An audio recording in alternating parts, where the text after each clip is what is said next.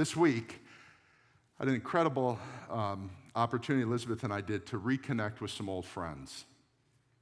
Scott and Karen. Scott and Karen, I met them. We met them here at this church back when all of us were much younger, and our very tall children were very small children, 25 years ago or so. They lived down here for a while, and they were part of this church, and God sent them back to Michigan. I don't know why, but they've lived in Michigan all these years since, and they're great people.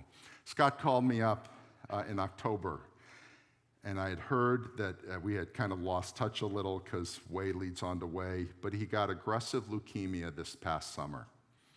Aggressive leukemia, early 50s, and was about to die. And he called me up in October, and he said, Bill, this may be the last call we'll ever talk. He was dead man walking.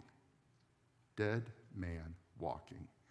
We had this incredible conversation, hung up. I called Elizabeth, and I said, I think I spoke to Scott for the last time. We're all good friends, Karen, Scott, Liz, me. And we prayed. Well, he ended up getting a bone marrow transplant. I'm not a doctor. I know transplants of hearts, lungs, livers. I don't know anything about bone marrow transplants except this. The doctor said, your blood is killing you. Your marrow, where the blood is regenerated and redone, all you doctors and nurses know this, I don't. I think I was in the gymnasium during science class. I missed these classes. So, got to find a match. Scott had a sister named Dawn who went and had her blood and bone marrow tested. And they do a 10-point check. She was all 10. 100%. Not 90, not 9 out of 10. She was 10 out of 10. Dawn, will you do the transplant? She said yes. That was October. She gets in a room after all these tests and everything that I won't bore you with. She gets in a room in a hospital. They pull it all out. It's excruciatingly painful. And then they do something with it. They centrifuge it, and they clean it up, and they scrub it, whatever that means. They take it across to another building where Scott is there, and over a period of hours, they move her blood and bone marrow, whatever it is they're taking out of that, and put it into him. The first 100 days are important because 60% of bone marrow transplant recipients die in the first 100 days.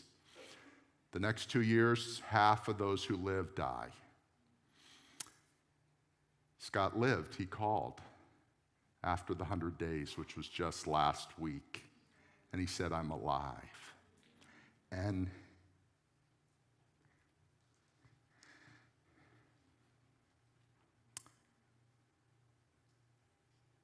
Tuesday night, we had dinner with them. And they described this. Karen described it. And that every Tuesday he goes to the clinic, right, to get blood drawn, to check. And they have a report.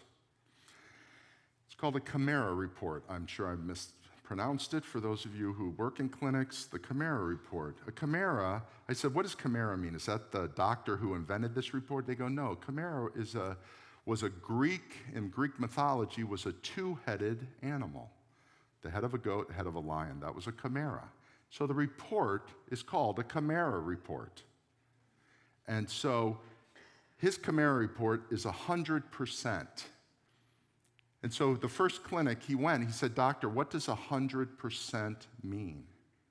Now listen, the doctor said, when I look at you, I see Dawn. Your DNA is Dawn's. Or should I say Dawn's DNA is yours. So on the funny side, if he goes and robs a bank, Dawn's going to jail. Dawn, lady, D-A-W-N, she's going to jail. But on the serious side, Scott is still Scott. But when the doctor looks at Scott, he and she sees Dawn because his DNA is Dawn's. He has no DNA. Now, interestingly, on these Tuesday clinics, they also take a cotton, a Q-tip, and swab his mouth to do a saliva test. The saliva is his DNA. The blood is her DNA. I don't get it, except this. Scott is still Scott, but when the doctor looks at him, Scott sees Dawn.